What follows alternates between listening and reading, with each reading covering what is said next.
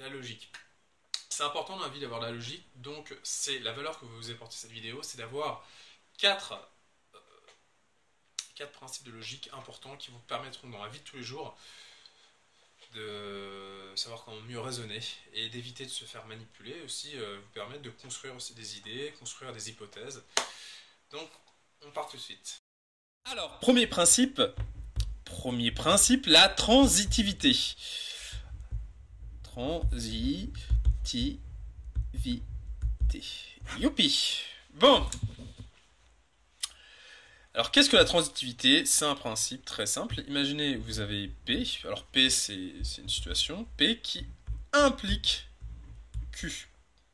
Vous avez compris? Donc, une situation implique une situation. Et vous avez Q qui implique R. Alors, P implique R. Vous allez me dire, c'est logique, mais c'est normal. C'est de la logique. Alors là, je trouvais un exemple tout bête. Imaginez que P, donc la situation P, c'est-à-dire trouver l'amour. Q, on va dire que c'est être heureux. Donc trouver l'amour implique d'être heureux. Imaginons que la situation R, c'est d'être en bonne santé. Donc être heureux implique d'être en bonne santé. Donc si trouver l'amour implique d'être heureux et qu'être heureux implique d'être en bonne santé, trouver l'amour implique d'être en bonne santé. Bon, maintenant, la transitivité, c'est pas suffisant pour émettre un argument logique. On va prendre un deuxième point logique, c'est la contraposée. Voilà, la contraposée. Youhou! Bref, alors qu'est-ce que la contraposée? C'est-à-dire que si P implique Q, donc si trouver l'amour implique d'être heureux, on a forcément non Q qui implique non P.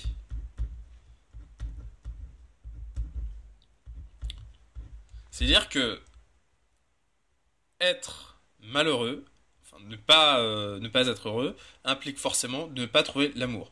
Si on n'a pas cette relation, c'est-à-dire qu'on si on n'a pas cette équivalence, c'est-à-dire que notre hypothèse P implique Q est fausse.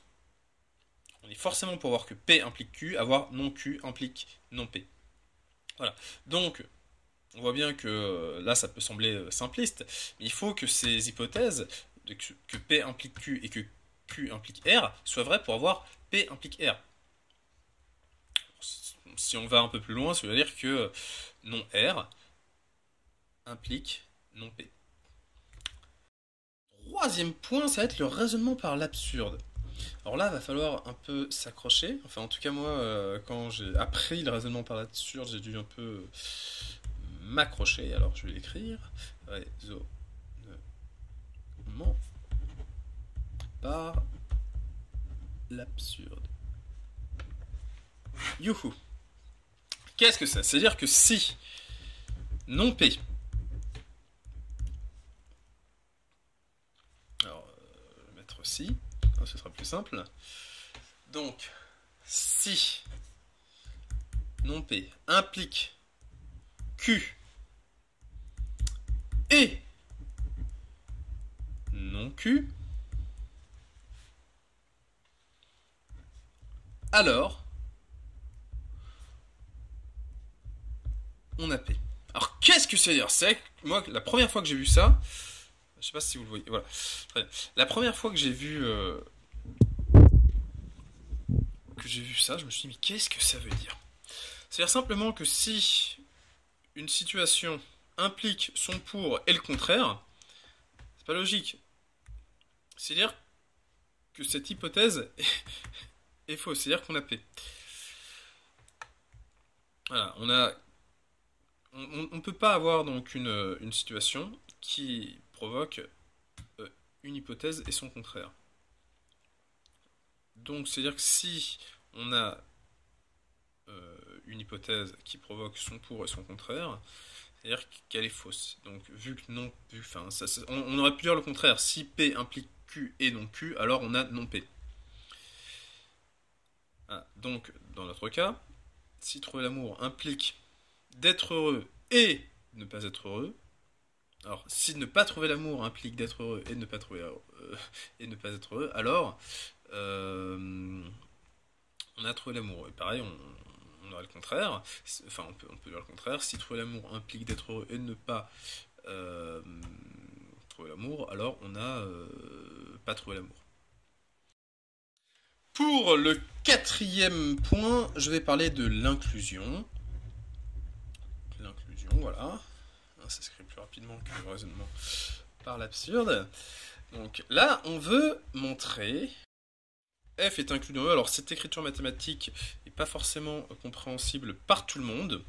Donc je vais faire un dessin. On a l'ensemble E. Voilà. Et puis on a l'ensemble F. Ce qu'on veut démontrer, c'est ça. Enfin, donc là, quand on voit l'image, c'est évident, mais on peut avoir quelque chose aussi comme ça. Hein. On a E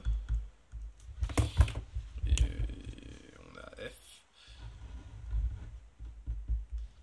Donc là, dans ce cas-là, F n'est pas inclus dans E.